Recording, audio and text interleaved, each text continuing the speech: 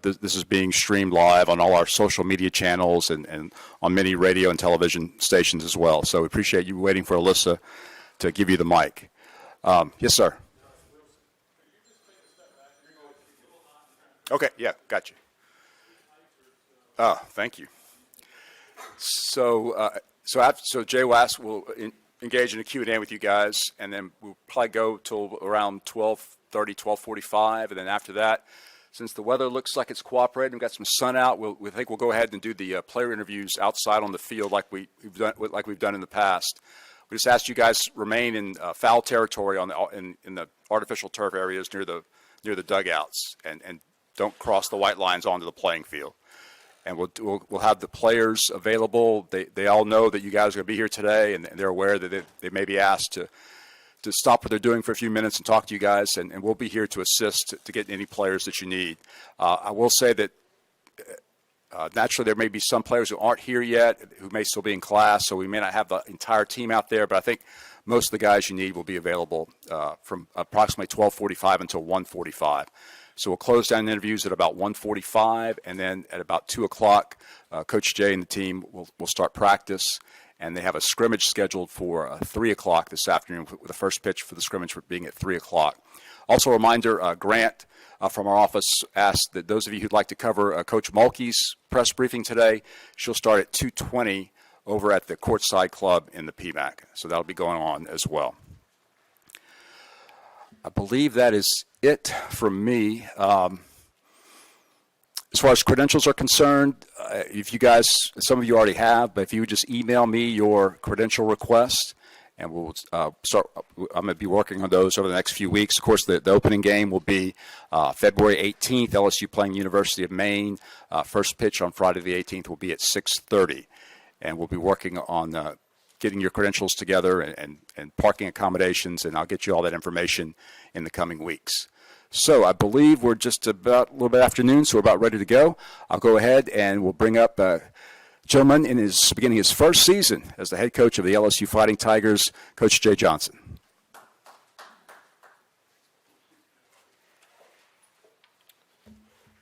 Welcome. This is outstanding. It's one of the things that separates LSU is the interest in our program, and what a great start to that to have all of you here and covering our team. I don't think this exists many places in the country, and outstanding. So just a little background and backing up a little bit, I would say for the fall, our team invested their time incredibly well, had a great semester in the classroom, really productive on the field in terms of fall training, implementing some things, really focused on player development, on the strength and conditioning piece, and just individual things that we wanted each player to set out to do. So I think that was great. I think when you're building a new program or a new culture, each step is critically important. This was our players' first crack with us using December, the month of December on their own. That's really important in baseball when you talk about pitchers ramping up and building pitch counts and being conditioned properly, and I'll give our players a lot of credit for doing a good job with that. We've made the most of our time with the limited hours over the last 2 weeks, and we're productive in that phase, and now we need to get to scrimmaging, full hours of training allotted so we can take the next step in preparing for the season. Looking at what we're trying to do and what we're trying to accomplish, really, putting it into 3 phases. And number 1 is creating, the identity, or what I would call our process of winning, and really getting our hands around that and the things that we need to do to be successful, mastering the fundamentals that encompasses, that process encompasses, and then really becoming a connected team with a group of players that will now place the needs of the team above their own. I think when you turn the corner on the spring, we're always going to focus on development and player development in our program. It becomes about the team, and I think our players have done a good job, at least in the initial phases of that, and that'll be important with the challenges that come throughout the season or playing in the SEC, that we remain in that character, and we're working to develop and build that character of the team. Next 3 weeks are my favorite time of the year. I feel like it's when we can make the most impact on improvement as coaches. There's a couple things that we need to do. We need to get prepared and continue to improve. That will be the task at hand right now. And then also, kind of get to know our personnel even a little bit further because with the competition right around the corner, we want to be at a good starting point, put ourselves in position to have some success with the right pieces in place, and then it's inevitable over a 56 to 70 game college baseball season, you're going to find the right combination the longer that you go. And when you have a team like ours with some depth, it may not look the same, in game 10 as game 1, and that's okay. And that's part of it, or in the middle of the season or in the postseason. And so we'll work at finding that right combination, at least at the outset here over the next 3 weeks, and then work towards what I would call that best team. Kind of what I would say has been the best positive so far is the buy-in of the players in terms of what we're trying to accomplish in terms of their mindset, their improvement, the development of the group. We've had zero resistance on any of that, so I think that's helped us to be productive to this point, and the expectation will be that they continue in that frame of mind and in that positive attitude so that we can continue making really good strides. Right now, there's obviously a lot of excitement about the season, and naturally so. I think we'll really focus on, the self-discipline piece of it for them to stay focused on the task at hand and not complicate anything. And like I said, right now, that's still about improving and preparing. And so for us, the next 3 weeks will go by fast, but we're going to have to stay committed to those things so we can put ourselves in the best position to be successful. So with that, I'll answer any questions. Coach, right here, David from Rivals. Overall health of the team coming into the spring, and then a player like a K. Beloso. What have you seen from him for him to be able to bounce back from what a lot of people will say was a subpar sophomore season? Yeah, relative to the health, I think we're healthy. I think, the players did a really good job of moving towards the things they needed to do to be ready. We'll play. They'll be on their feet now for 7, 8, and 9 inning scrimmages, so that's a different type of conditioning. We've tried to ramp them up slowly, specifically with the pitchers. I anticipate everybody being available for opening day, and obviously there's time, between now and then where that could change, but I think we're in a good spot.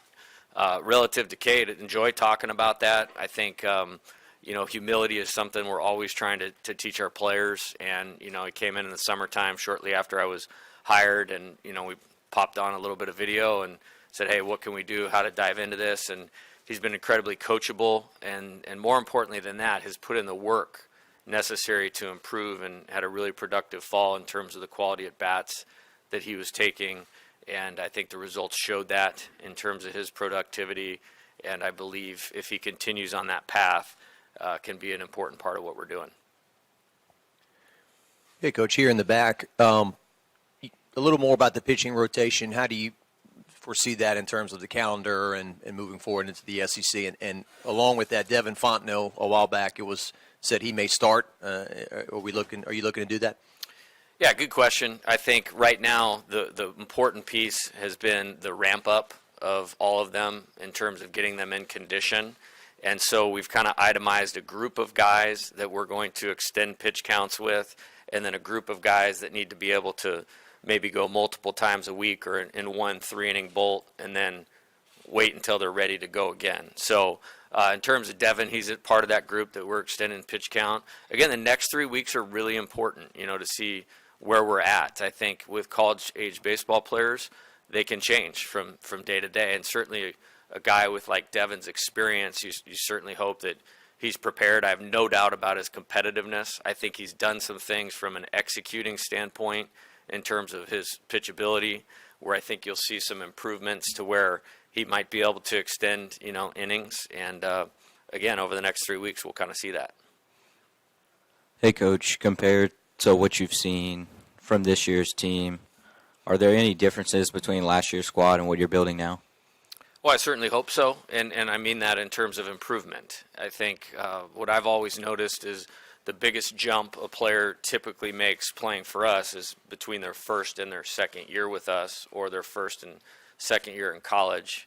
I think we have a little bit of a benefit of some freshmen playing last year, and playing in some high leverage games. I mean, there was a point in the season where I don't think LSU was in position to make the NCAA tournament. And so every weekend was like a playoff type weekend. And then getting an opportunity to go to a regional and play in 5 games and then participate in a super regional, I hope that they will draw from that experience. And then obviously we don't want them to look the same, physically and certainly not mentally. And I think you'll see that. I think we're counting on, the improvement of those guys. I mean, everything for us is about improvement on a daily basis. And in terms of investing their time well in the fall, I'm excited to see what that looks like. Just curious how you remain flexible when you're trying to solidify pieces in these next 3 weeks. How important is it for you to kind of keep an open mind to everything? Yeah, I think we're very organized in terms of what we're doing with that. Like I said, developing a plan of maybe this group is going to be a twice through the order or, starter type pitch count situation. These guys need to be able to rebound faster, looking at where the pitcher or the position player can be put in a position to be successful. I mean, that's coaching to me. And so we have some work to do on that. And I have faith in a lot of guys. I'm really excited about the pitching staff. I think our offense gets a lot of credit. There's a lot of really talented players that have had a lot of success individually that you guys know about, and I feel like the staff more than held their own, in the fall. And excited to see how those things line up. We're just not there yet, and it'd be disrespectful to any one of those guys to say, hey, this guy's earned this spot. We're just not there yet. Hey, Coach, Jared Paul, Joseph Fox, 44 in Baton Rouge. You talked about the offensive players and how players can make a jump from one year to the next. And in the last couple of months, you've given Cade Doty a lot of praise. What are you expecting to see him jump mentally and physically this season? Yeah, in terms of you're asking about Cade, I think he's a talented player. I'm very familiar with him. I saw him when he was 15 years old. Began recruiting him at Arizona. That probably wasn't very smart that a kid from right down the street that is that good is going to come play at LSU, which now I'm very happy that he chose to do that. Very versatile. I think when I look and watch him in the field, the way he moves, he looks like a future major league player in terms of his athleticism, his versatility, can do a lot of things well, incredibly competitiveness, has that makeup to want to get things right, has some real winning type qualities, and can impact the game in a lot of ways in terms of his ability to impact the ball at the plate, move the offense or manage the strike zone. He's a very good base runner in terms of instincts, running them smart and aggressive, and probably one of those guys that could play every position on the field. So very, very happy he's on our team. Coaching is in this same corner. Megan KTC from Lafayette. You talked about the freshman class from last year, some of the freshman players, but Grant Fontenot and Josh Stevenson, what do you make of their progression or efforts so far? Yeah, I think it's been a crash course for, that first-year group of players.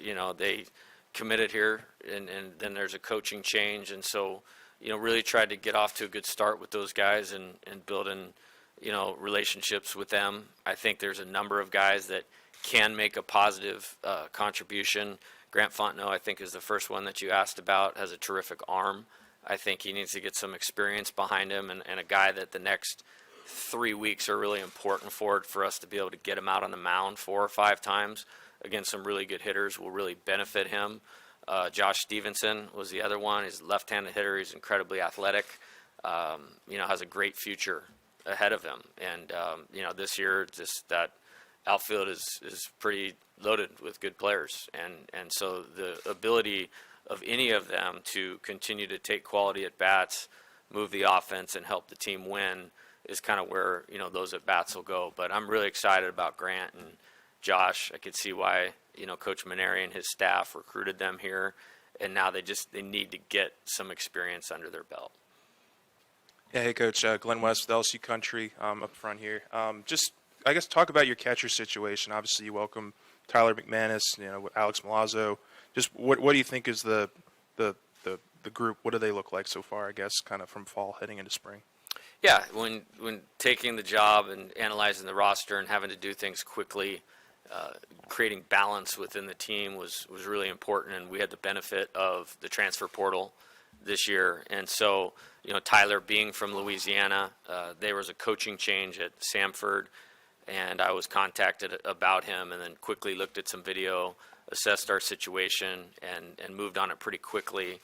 And then again, he's a guy that I give a lot of credit to. We felt like even though he'd been successful, there were some adjustments he would need to make to be successful at LSU or in the SEC or against the great schedule that we're going to play. And he's gone about that in a very professional manner, did a great job behind the plate in terms of managing the pitching staff, catch and throw. Alex is one of the most improved players on the team, in my opinion. He has special skills as a receiver, thrower, blocker, does a great job building rapport with the pitching staff and keeping those guys in the right lane, and has had a good first couple weeks offensively, and has really bought into the things that he needs to do to be a productive player to help move the offense. And then we're also hoping to get and getting closer to getting Hayden Travinsky back. And so he's certainly a talented player. We did not get to see him do anything in the fall. He'll take his first at-bats today, so that'll be great. And then should be able to move into being able to catch here hopefully next week or the week after. There were 3 players from Arizona that came here: Jacob Berry, Bryce Collins, Riley Cooper. I'm wondering what went into the decision to recruit them to come to LSU, and what did they each contribute to this team? Yeah, I mean, it's an easy one. They're all very good players, very productive players. When you look at Jacob, he was one of the best players in the country, regardless of age level. Last year, one of the best hitters that you'll find in college baseball. When you look at Riley, I pitched 29 times for us last year. I think he got a win in the opening game of the regional. He got a win in the first game of the super regional, and then pitched like an inning or 2/3 or 2 innings scoreless against Vanderbilt and in Omaha. And then with Bryce, it was a really high profile recruit. At the time, was one of the best pitchers we'd recruited to that school, and had Tommy John his first year, and he's missed 2 years, and now he's finally back. So really excited for him. His last 2 weeks have been his best 2 weeks, in the last 2 years, which is awesome to see. And there's another element of that too. If we didn't bring him here, they were going directly to our competition. I mean, so I'm not doing my job if I let that happen. Yeah, Jay, right here, Ron Higgins, Rivals. It's kind of a wide-ranging question, but what is, I guess, what you've discovered the difference in taking over this team at LSU and the one at Arizona, as far as talent level here, as far as the type of recruits you can get here because of the budget and the history, and also just basically fan reception and the expectations? That was like 5 questions in one. Relative to comparison, I kind of feel like I haven't done a lot of that, just because I usually try to go forward instead of backwards. I remember, going there, an initial thought was there was players that could play better than they had, up into that point in their career, and they absolutely did that. I mean, in the previous 3 years, they'd finished like in 6th, 10th, and 8th place, and then we played for a national championship in that first year because of those players' improvement. I mean, that's a team that I'll always, have very close to my heart. And then, in researching, hey, are you going to come to LSU? Looking at the roster, I mean, I've said this multiple times, like, of course, Coach Burtman built this place. Coach Maneri continued it on. This is college baseball. And so you'd be a fool, like, not to look at it. But the players and the potential for them to play better was another big factor in deciding to come here, and maybe how we could positively impact them and our process. In terms of the other things, the fan base, the reception, having 4,000 people at a fall game, those types of things. I mean, it's awesome, and it allows you to build in a way that you can't at most programs across the country. And I would say most, I mean like 90 to 95%. So for me, all of those things are a real positive. And in terms of recruiting, we've had some recruiting success so far, and we got to continue to work hard to do that so we can do the things that we all want to do and achieve the goals that we want to. Hey, Coach, back here. Brooke Kirchhoffer with WWL in New Orleans. When you first spoke with us, you said you were going to demand a lot from this team. How have you seen them respond to that challenge? And I know you don't want to name names, but is there anybody that's kind of grabbed your attention in the last few months?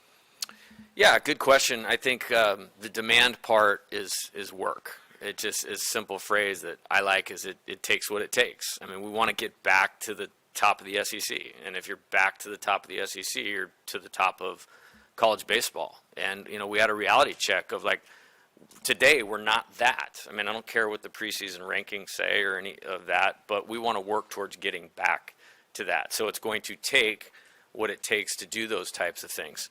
Self-discipline, to focus on your job right now and nothing else. And that's not Maine. That's not game one. That's not the SEC. That's like we need to have a good weekend of practice this weekend and develop a good foundation that we can improve on next week. So in terms of the mental expectations, that's a work in progress, when you're dealing with young players and getting them in the right frame of mind. In terms of work ethic, we really have tried to establish a culture of them, what I would call a lights-on culture, and working on their own. And from what I can tell, because I'm here all the time, that seems to be awesome. Somebody's turning the lights on almost nightly, to hit on a field or take fly balls, watch video, all those kinds of things. So I think they've met it, but they're going to continue to have to do it. I mean, baseball's a game of monotonous repetition and mastering simple fundamentals that take time to do. And I think our players have done a good job of that. And if they weren't, we wouldn't have a chance. And so I'm excited to see them starting to understand the amount of hay that needs to be put in the barn to have a chance to be successful. Yeah, over here to that end, what are you coming to this season saying to the fans who, as you know, are pretty intense about this program? Are you preaching patience, or you feel like, hey, you've done a lot to try to build a program that can win immediately on a large scale? Yeah, I think in my deal, what I would say in terms of promises is the work is being put in to create a brand of baseball and a program for everybody in the state to be proud of. And I think by doing that and recruiting well and having the right type of culture or way of doing things, then the expectations take care of themselves. My expectation is maximum effort towards preparing, and they're having to really learn how to prepare, and then towards execution. So if I'm, telling a player the type of framework for he needs to be as an offensive player, strike zone discipline, be able to put the ball in play with runners in scoring position, move the offense, be a great base runner, all of those types of things, and the expectation is what I want or what we want him or need him to execute, everything's going to go towards building him towards that player. And so when you're doing that on both layers of winning baseball, of recruiting and developing, then I'm very confident in what the results can be. So, I would hope that they'll draw confidence in, again, what I would call our process of winning, and that being really defined and us being really committed to doing the things that championship level teams do. And it's not rocket science. It's paying attention to Coach Bertman's teams, and drawing inspiration from that, or, Coach Maneri and his staff and the way that they recruited, and, some of the best that have ever done it. Augie Garrido. I typed my practice plans in a Word document because I went to Texas one year and saw that's how Augie did it. It's no flash to it, but practice or training shouldn't be flashy, but it should be detailed.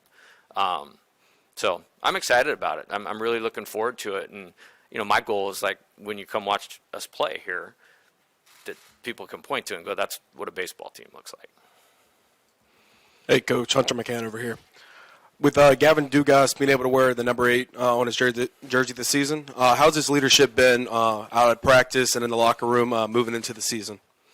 Yeah, Gavin's a great kid, and that number 8 tradition, I'm very respectful of the tradition here, and we'll always do it that way. And that number 8 tradition, and what that means is somebody that's selfless. I think I used a phrase, puts the needs of the team above their own. Gavin shows an ability to do that. I've had several instances where I can tell he's looking out for somebody else and trying to help a player along in terms of something that they need, either on or off the field, that's going to improve them and ultimately improve our team. And frankly, he just needs to be himself as a person, as a player. And, Coach had a phrase, that he used back in the day of like, all you can do is all you can do, and that's enough, if you're here at LSU, and you just need Gavin to be Gavin. Coach here in the back, Ron Snyder. I just had a question about Trey Morgan. You mentioned people taking positive step forwards. Obviously, he had a great season last year, but what were your first impressions of him, and what do you want to do to continue to help him improve? Yeah, Trey's got special ability, unbelievable hand-eye coordination, does a great job in terms of taking quality at bats, and create a great job of putting the ball in play. I think he's a little bit stronger than he was a year ago. We made some small adjustments to open up his game at the plate a little bit, and early returns are that he's put in the work to do that, and I'm anxious to see that as we move forward. And he's a great player, terrific around the bag, in terms of saving runs or saving outs is probably a better way to say it, with his ability to dig and pick throws in the dirt. Very good athlete. You'll see some of him in the outfield as well. Again, at least in these 3 weeks leading up to the season until we find that right combination. Hey, Coach. Paul Boron from Your View. It's not quite the Pittsburgh Steelers, but as far as coaching stability, there's not obviously a lot of turnover here. As you go into your first year, I know you're focused on the here and now, but do you look at this as the start of a long tenure and a legacy as part of the historic coaches here at LSU? Yes. Yeah.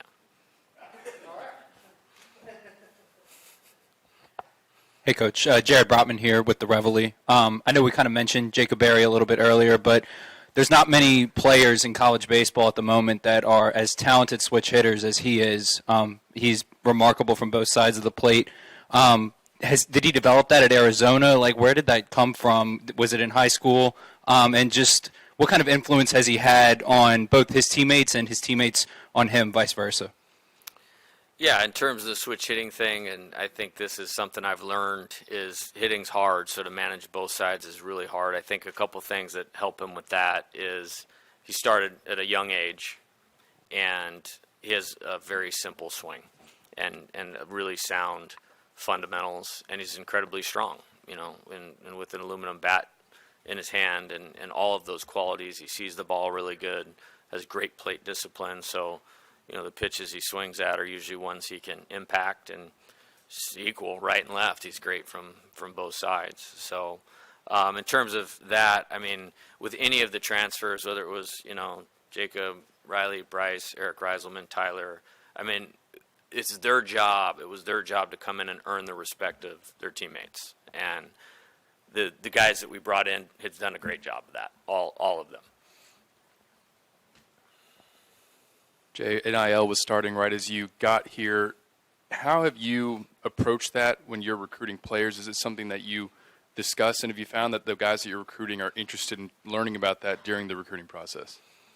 Well, I think they're definitely interested in it, for sure. I think there's a platform here that, again, doesn't exist at many other programs in terms of the interest in this place. I mean, this deal right now is not happening at very many programs today. And so for our players, there's an unbelievable platform to create value for yourself. And in the past, it's always been, we need to improve to get you prepared for professional baseball and do it that way, which that's not going to change. But then you have this deal over here where, you create earning value for yourself while playing at LSU. And so that's exciting. And I think it's great that our players have that opportunity, and I think it's the new way, and it's going to be very impactful for us.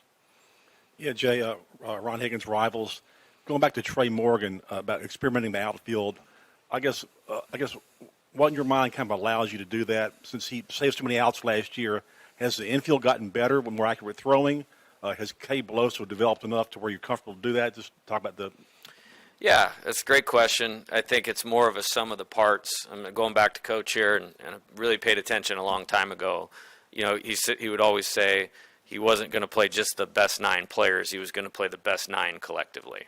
And so I've wasted a lot of legal pad paper over the last couple months of, combinations, offense, defense, save runs, create runs, balance in the order left-handed and right-handed.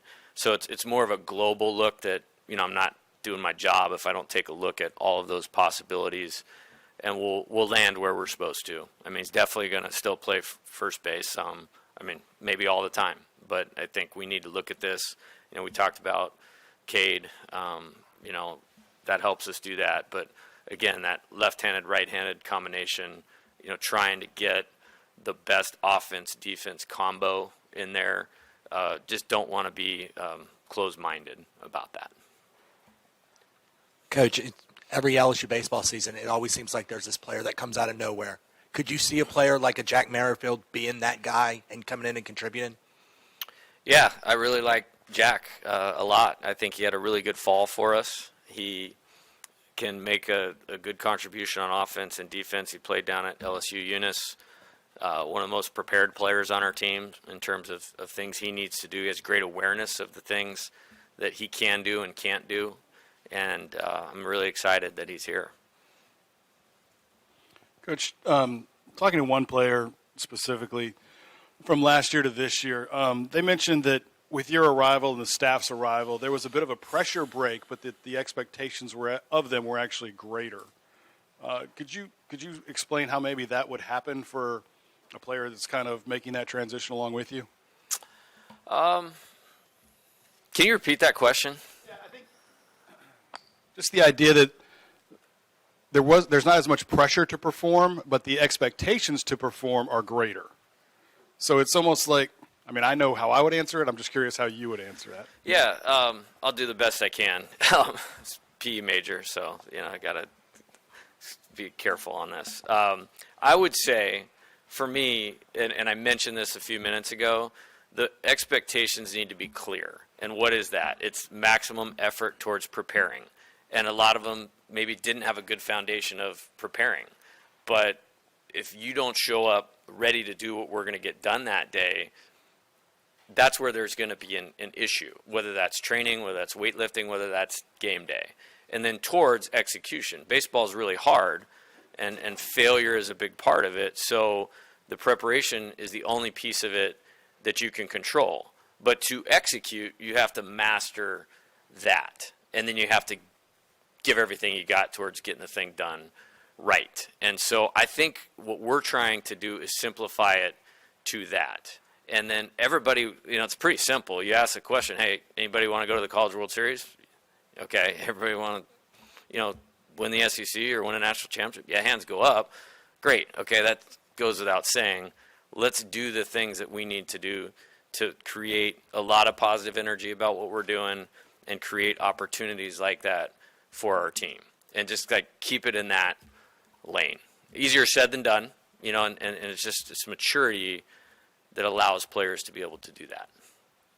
Jay, I'm sure you've been asked and thought about it 1,000 times, but with it just being weeks away now from your first time under the Friday Night Lights at Alec Box Stadium, how do you feel and how do you think you're going to feel that night? Yeah, I think excited.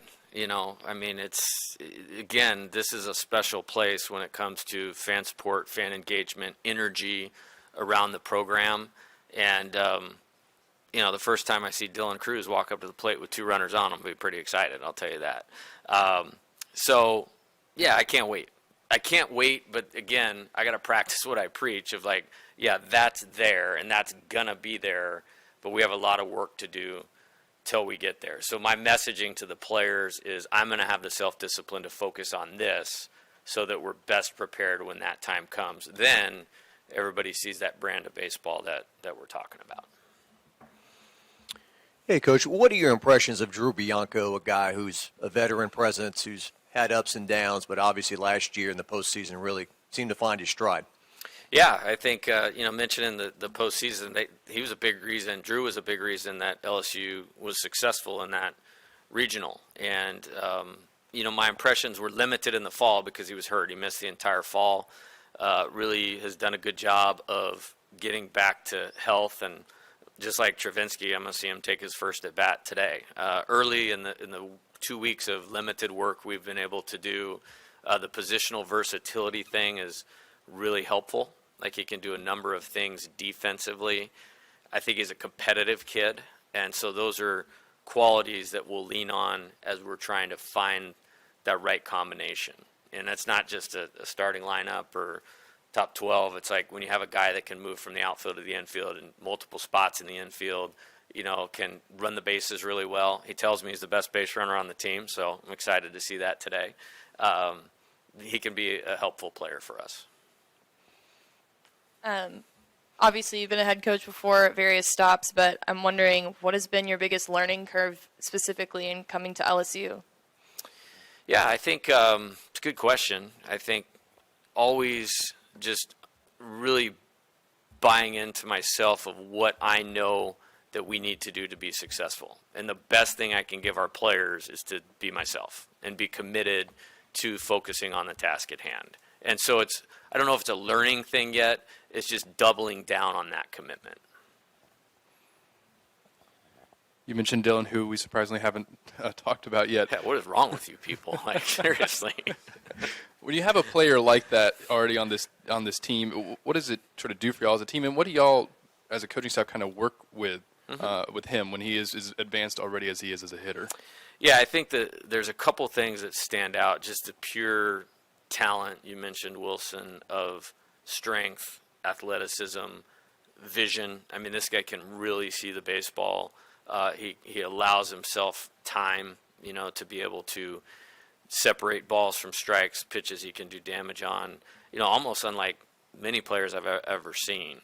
But he carries himself with a lot of humility. I mentioned the lights on culture. You can start building a solid foundation when your better players are the ones establishing that. He's a guy I'm referring to as he's here more than anybody else, at the evening time and working on his craft. I mean, I heard stories about how Alex Bregman would do that all the time, and Dylan certainly fits into that mold. I think the key for him, again, is just to be himself. And with really good players, and I've been fortunate to coach some, it's just not trying to do too much. You know what I mean? As you mature and people know a little bit more about you and who you are. For us, the good part is, he's surrounded with other good players as well. That's going to help him be successful. But he's a unique dude. I'm really, really happy that he's here. You mentioned buy-in a number of times today. Just how have you seen the players maybe buy into the the coaching staff, the assistant coaching staff, and Coach Kelly and Coach Fitzgerald? Just kind of what about those two guys made you want you to bring them in and be a part of what you're building here? Yeah, I think the buy-in thing has been great. It's like a process, and I told the players this the first meeting back in August, is like, look, you don't have to, and you probably shouldn't trust all of us right away. Like, just let us do our deal, and it's our job to earn your trust. And so when you talk about those guys specifically, the hiring criteria was pretty simple. Have to be able to develop players. Our players want to be Major League Baseball players, and that's the expectation. Not everybody's going to do it, but I want them to have the desire to do that. So if that's what they want to accomplish individually, our coaches need to be able to help them develop to be able to do that. All three of them, Coach Fitzgerald, Coach Kelly, Coach Wanaka, check that box. Then you go to the recruiting piece, evaluating, both of them, outstanding at doing that. And then the third thing, and it's really number one, but not as cool to talk about, as they're great human beings in terms of work ethic, character, all of that. So when the player sees that, it's easy for them to develop trust, and then you start working towards that buy-in. But the other reason that continues to come up and kind of answers the question from over there is, like, if you want to do something quickly, we don't have time to kind of feel it out. So it's like this balance of, like, hey, we're going to work, we're going to do the right things to earn your trust, but if you want to really do something, the buy-in thing has to be there immediately. And I think those coaches have really helped us with that. We've seen the flurry of activity with the portal in football. I'm just curious, how do you see it working in college baseball? Do the numbers and the money kind of shrink that activity, and how do you like to approach it? I think it's kind of it is what it is, and regardless of what changes in terms of NCAA legislation, I don't spend much time thinking about, like, do I like it? does it help us or not? You got to kind of figure it out and go with it. And so in this case, it was coming down the pipe. We had things on our team that we needed to improve. We used it to our advantage. I think the longer we go, who knows how it goes. I think something that's important to me is we will coach every player on the roster. Every single guy will get attention relative to their development. And so hopefully they see that that's the best path for them and want to stay here and be a part of what they're doing with guys that they're developing strong relationships with. And then if we have a need where, hey, we missed in recruiting, you got hurt on the draft, and that players out there that this is an attractive option for them. Coach, back here in the back, you've listed 46 players. I know you got a limit at 40. What happens to those 6? How tough is that going to be to get down to 40? And secondly, from 1 to 9 on offense, are you confident that teams won't be able to pitch around Dylan Cruz, Jacob Berry, Cade Doty, and the like? Yeah, in terms of the first one, we're pretty close to where we need to be. Everything's been communicated, but you don't have to declare until the first game. And we need to go hard in these 3 weeks. We need to develop the team. And so we are carrying some guys with the expectation that they are going to go off the roster or redshirt. So everybody knows what the situation is. We're really down to like, hey, maybe one spot where we got to do it, and that's been communicated to those players as well. And so we're right where we need to be. I'm not going to elaborate on that anymore at this time because it's not fair to those players. And then as far as the lineup, there's a lot of good pitching in the schedule that we're going to play, and so it's great to have that talent, but they have to be committed to take the type of at-bats that are going to allow their talent to show up as skill. And so we have a lot of work to do on that. I'm excited about the talent, but we have to put in the work and take the at-bats worthy of making it tough on the opposing pitcher.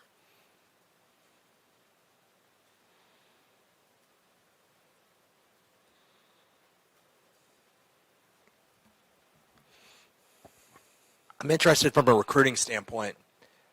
I know you can't talk about specific players or anything like that, but there's been a lot of national recruiting as of late. Compare it to just, is the state not as deep these in the 2022, 2023 class? What's your philosophy on that? Because it seems like there's been a lot of national recruiting as of late. I think we're going to get the best players. I think, and getting the best players, we have in the 22 class, we have the number 1, 2, and 3 ranked player in the state of Louisiana is coming to LSU. In 23, we have the number 1, 2, 3, and 4 ranked player committed to us. I haven't looked further beyond that, but we have a couple good players committed. So I think you need a blend of both. And frankly, where I come from is the same thing at Arizona. I did the same thing at Nevada. Is historically, what were their best teams? And what did that look like makeup-wise, skill-wise? Geography is important. So I think we're just paying attention to what the best avenue is to have us have the team that we all want to have and attacking it. This might be an easy answer for you, but is there anything you feel like if I had this, it could help us reach that next level? Is there a wish list? I mean, I know there's always a wish list, but is there something that's, immediate?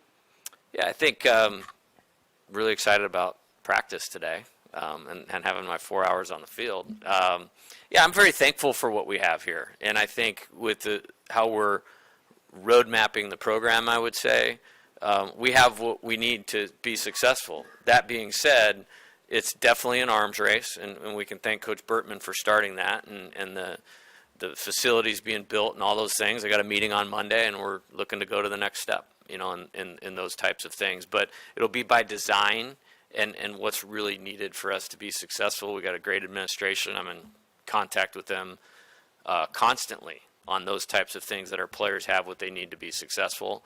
But, I like this place. It's pretty nice. I haven't had one recruit walk in here and go like, this is a dump, like this was the first standard, and so we'll do what we need to do to keep up and all those types of things. But, I also want players that want to be here for the right reasons and want to be major leaguers and want to help LSU win a national championship. So, I don't know. Hey, Coach. Just a bit of a more lighthearted question for you. I noticed the pinstripes yesterday in the team photo. Can we expect those to be a primary uniform for the team going forward, or any uniform indications you can give us for this upcoming season? Yeah, the uniform indications are we're not going to change much because they look really cool. And then when you flip on a college baseball game, and you see the purple jersey, you immediately know that's LSU. You see the gold jersey, that's LSU. You know, the old style uniform with just the L, I mean, those are just cool. Like, those are awesome. Love pinstripes, you know. And then the whites and the grays are good too. So excited to roll them all out at appropriate times. I usually leave the picture details to somebody else and focus on the baseball. And so I don't know. We'll have to see how that all turns out. I hate to keep this train going, but I will. Do you let your pitcher pick? Depends. Okay. Yeah. I don't know that we're there right now, but we might get there. Anyone else? We got time for one more.